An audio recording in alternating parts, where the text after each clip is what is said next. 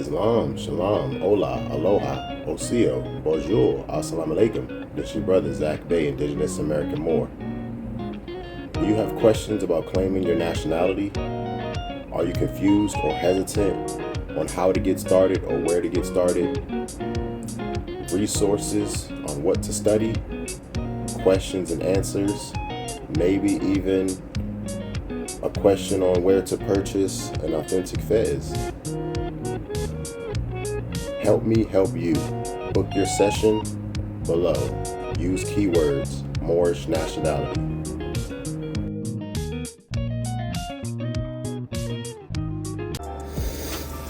Islam, Shalom, Hola, Aloha, Bonjour, Assalamu Alaikum, Osio. This is your brother Zach Bay, Indigenous American Moor, coming to you live in full effect. Like, share, subscribe to my channel. Hit the notification bell down below so you can be notified whenever I'm dropping new content. Leave a comment, interact with me. Thank you. I really do appreciate your viewership.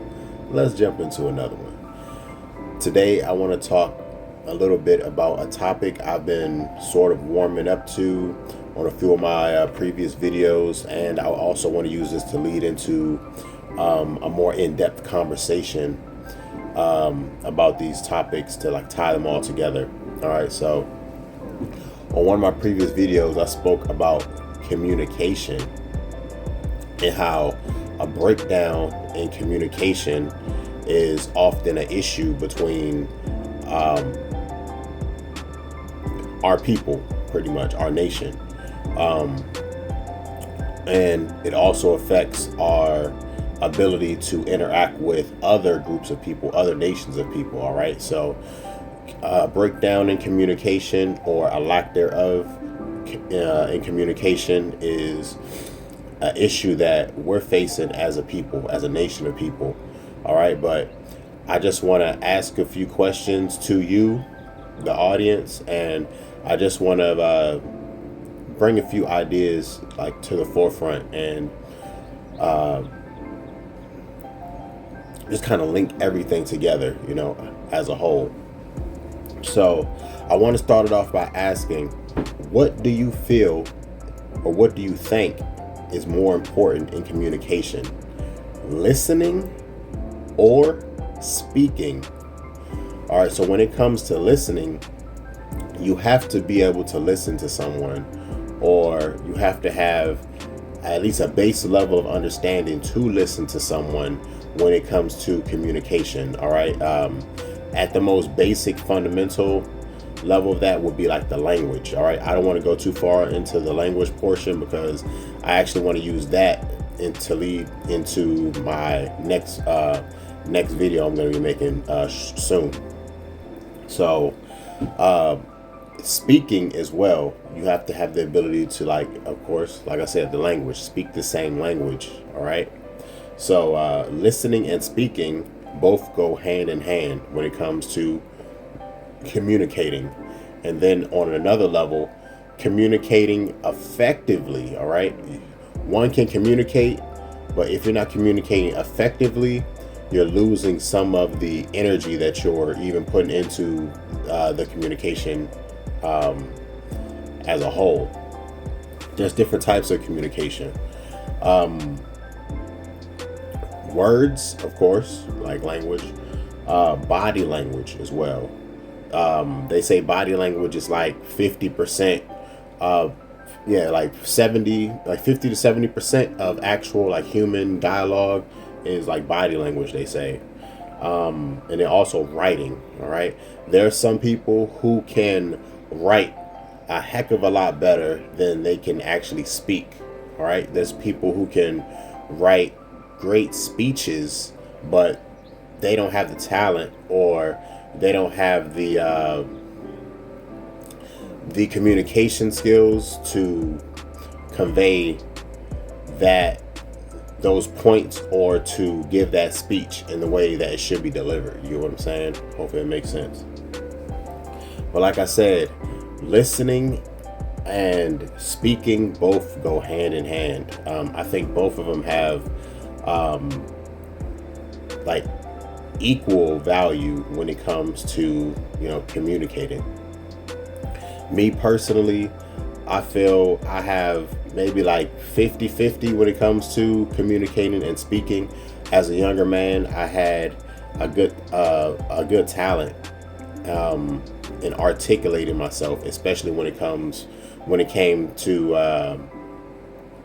articulating myself to figures of authority, adults, especially because the sort of demographic I was around, for the most part, or the type of category that I was often placed into. But yeah, being able to articulate yourself, being able to use words effectively, tone, cadence of voice, all that is very important when it comes to being able to communicate effectively and to get your point across, to convey a message. All right. Inflections, when it comes to body language, eye contact, not having shakiness in your voice, sounding sincere, leaning in, whether or not one's sweating, of course, the lack of eye contact, all that stuff counts as like body language. Is also one I just did there. Facial touching. When one touches their face, it's a sign of like nervousness for the most part. All right, that comes from studying body language. All right, if someone's sweating, someone having shakiness in their voice, lack of eye contact, all right, or too much eye contact, like a intensity in the eye contact, all right, a lot of that goes into communicating itself. All right, though the body language and then what you say can change the meaning, especially in the trade language that we speak in America, the English language, right? The way the different words are said, and then also speaking proper and versus speaking like slang or a broken form of said language. There's some things mean the opposite, so often when I spoke to people who English was not their first language, in my grade school years all the way up to like high school, college, people who I interacted with and English was not their first language, they would often explain to me how learning the English language is often difficult. It's one of the most difficult languages to learn because so many words that we have different meanings depending on the inflection, the body language, how it's said. Of course, like the slang meanings as well. And then, of course, I just spoke about how normal language is spoken. So I would say that's like the common tongue when it comes to speaking commonly. All right. And then there's slang, which is more of, it could be a broken form of the proper. All right. Mixing different types of dialects and inflections. All right. To make a slang. And then, of course, proper. All right. So common, slang, proper. Yeah. So people often would explain to me how difficult it is for them to master the English language because of there's so many different ways to communicate when it comes to, speaking in English. All right.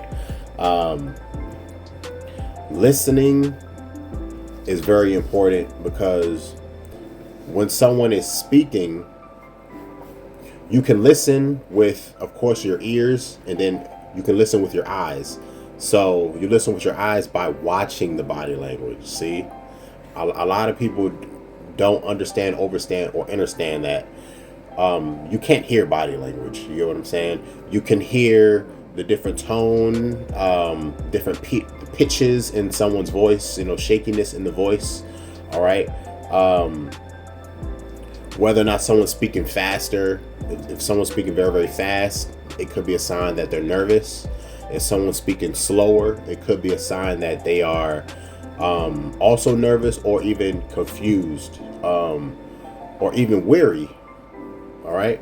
So listening is very, very important. You listen with your ears and you can listen with your eyes, fam, by watching body language, all right, and knowing what those body languages mean. When it comes to like male and female dynamics, males and females communicate very, very differently, fam. We communicate very similarly, but we also communicate very differently because we're different sexes. I've heard often that women use more body language, or they're able to pick up on more subtle hints of body language than men are able to, or I would say than men are normally more accustomed to. All right. Men historically, men tended to be more direct. Our words mean exactly what we say.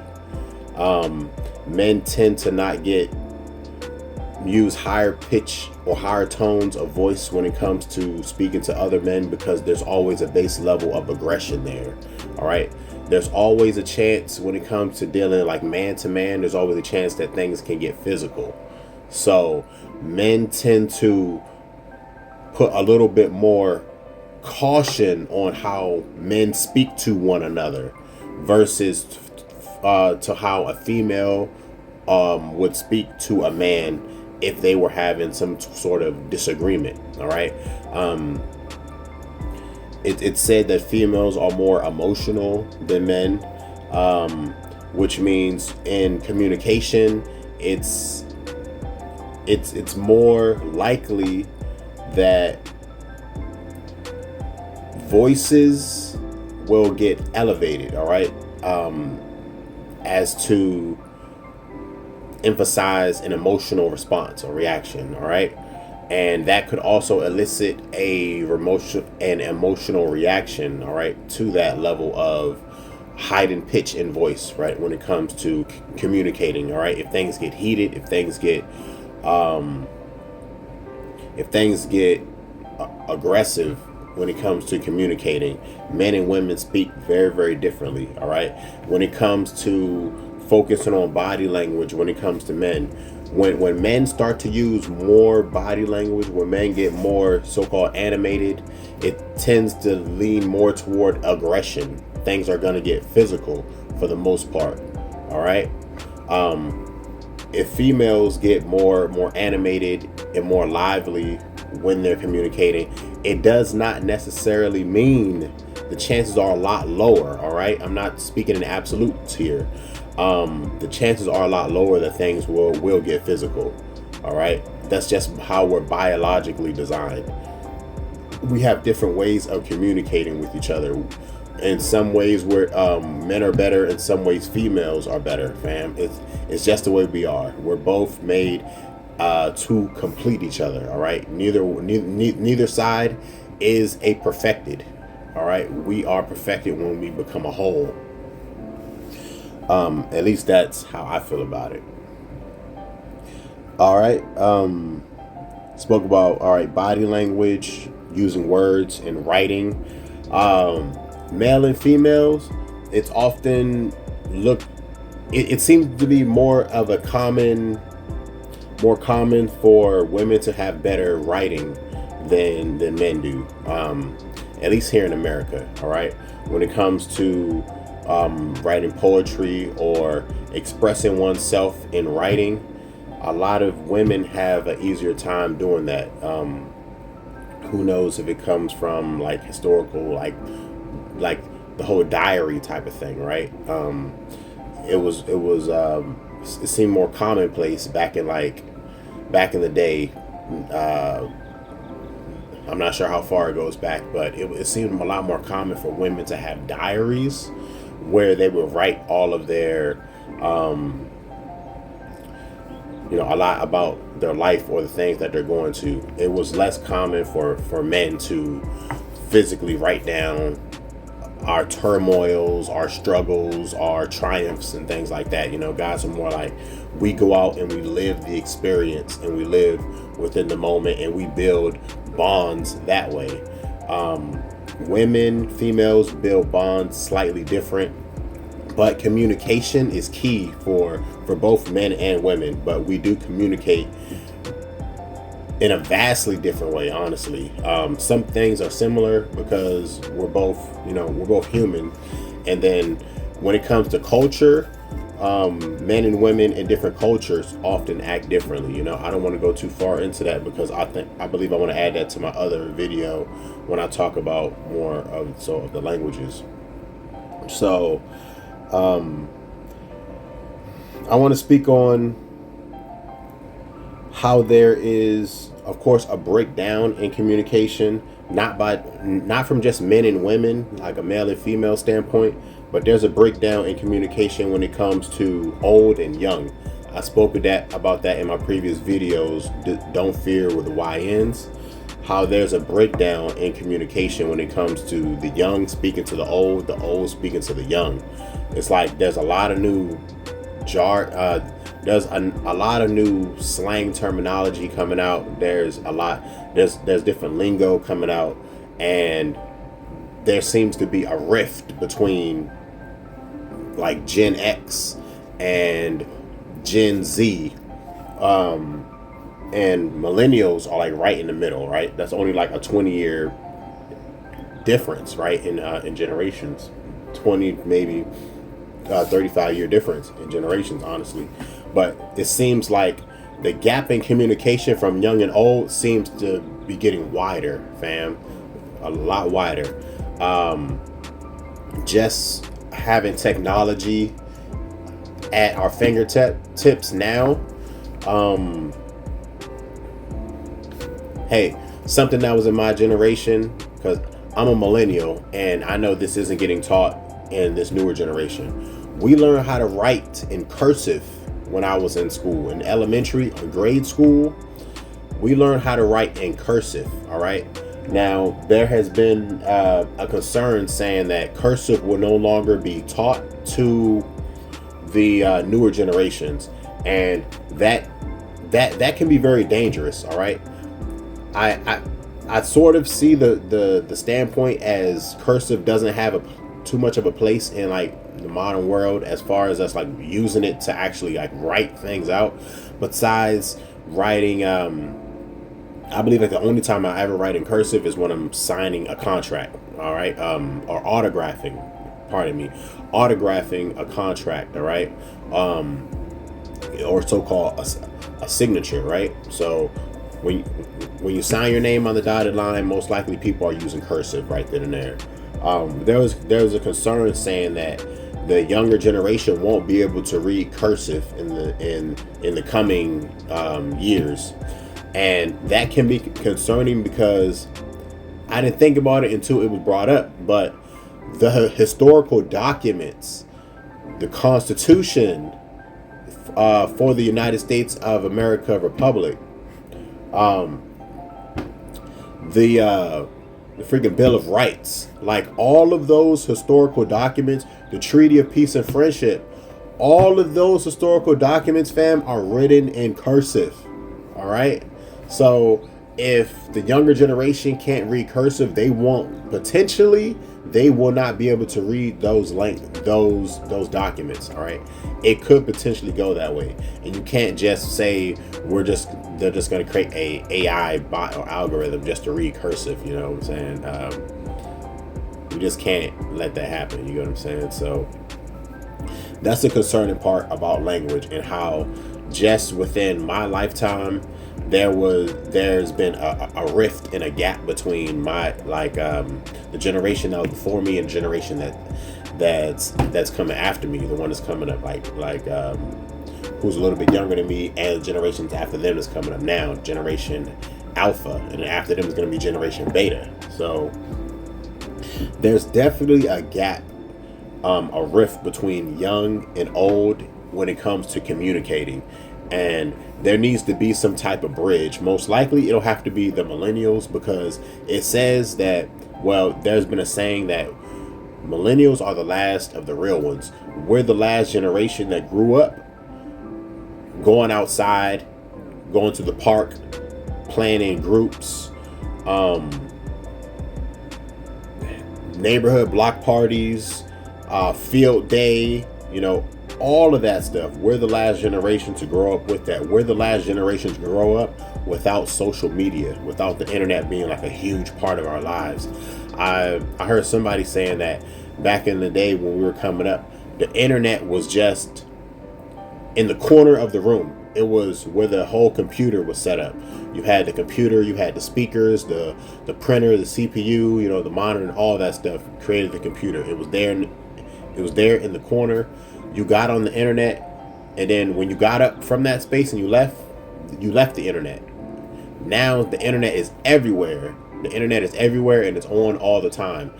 There's cameras everywhere watching and recording everything. There's people constantly always out on their phones. We have more information in the palms of our hand than we had back then.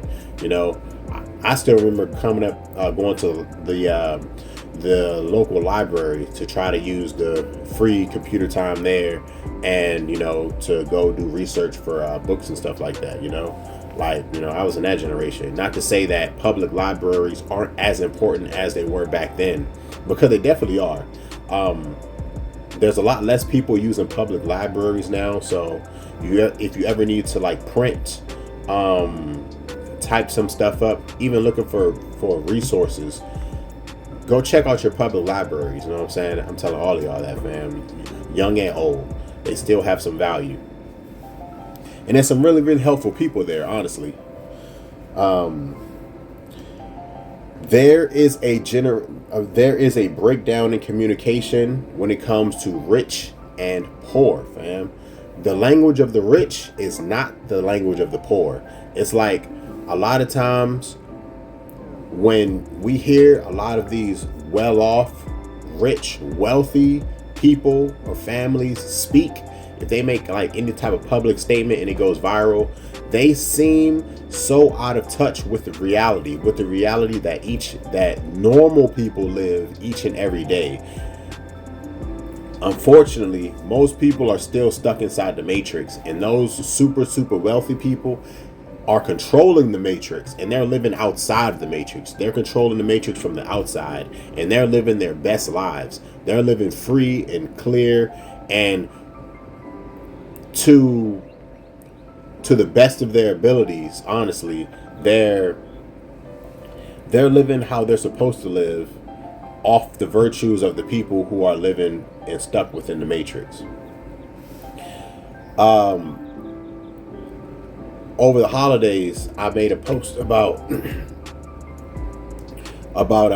the internet personality and investor John Pania, when he was making the post about, he made a post about over the holidays what Christmas is supposed to look like. And he showed a picture of all the trappings and stuff that they had in their celebration and how many gifts they had underneath the tree. And he was pretty much making fun of anybody who was less fortunate, who cannot afford to have that many gifts underneath the tree. Elon Musk's mother made a comment, and it went viral, that she needs more poor people to keep reproducing so her grandchildren will have workers to work inside the Tesla factories, fam. It's like the CEO of Kellogg's spoke about how more people should start eating cereal for dinner in order to supplement a meal, because food prices are so high and out of control, fam. It's like when these extremely wealthy people speak, they sound so out of touch when it comes to what the everyday person reality that we're living each and every day. These wealthy barons really do not speak the language of the common people at all, fam. They don't speak the language that me and you speak. They don't understand or understand or understand. These people were most likely born with a silver spoon in their mouths. Their grandfather had money, and his father before him had money, and his father before him had money, and these people have never struggled. They have never faced adversity in their entire lives. So when it comes to people who are struggling, people who are trying to make it each and every day, the way that we speak and our concerns falls on deaf ears, because people who are struggling, people who are working, the normal working class people, the middle class who is barely holding on, when they cry out for relief, when they cry out for remedy, it falls on deaf ears when it goes to the extremely wealthy and extremely well off. Those people do not understand. They don't overstand nor understand what we are going through here. If anything, they just want to make their lives more comfortable. They're just worrying about the next dollar, the next coin that they're potentially going to make off of your livelihood, off of your virtues, off of our virtues, fam. I really just wanted to drive this home because there's really a breakdown in communication, and in order for us to build a better future, communication is key. We need to learn how to speak to each other, fam. At the very least, we need to learn how to communicate amongst our own nation of people. We need to all be on the same accord, on the same code. We all need to speak the same language so we can all understand, overstand, and understand each other, so we can work together and make a more positive future. And then that will in turn make a ripple effect or a domino effect, and that will start a chain reaction that cannot be stopped, fam. I'm telling you. All we have to do is each one teach one. I do something, the next person does something, the next person after that does something. Next thing you know, we're communicating, we're talking, we're having dialogue. We all understand, overstand, and understand each other, and we're all moving forward in a positive way. It's a lot easier to be positive than it is to be negative. All right, being negative has adverse effects on you mentally. It actually lowers your IQ, fam. It has adverse effects on your internal organs. Your internal organs actually become weaker, less responsive, less functional when you have angry emotions inside of you, fam. If you're unable to communicate, that is a very easy way for misunderstandings to happen, and then negative energy, negative reactions, negative causes and effects come from that lack of communication, that breakdown in communication, whether it's from man to woman, male to female, whether it's from young to old, or whether it's from rich to poor or poor to rich, vice versa. It's all based on communication. I don't want to make this video too long. I want to lead this into a video that I'm coming up with very, very soon.